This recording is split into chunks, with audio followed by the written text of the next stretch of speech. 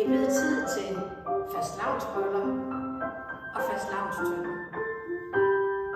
Fastelavnssøndag holder vi gudstjeneste med nye toner her i kirken. Ordet fastelavn er egentlig tysk, fast eller abend. Det betyder aften før fasten. På latin hedder det carni, valle, farvel til kødet.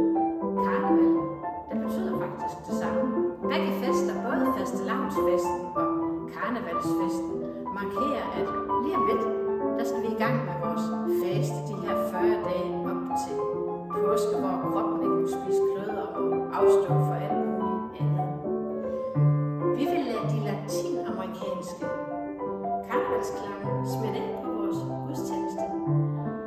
Det kommer til at handle om Jesu dåb, om vores dåb og om betydning for vores liv. Så velkommen alle sammen.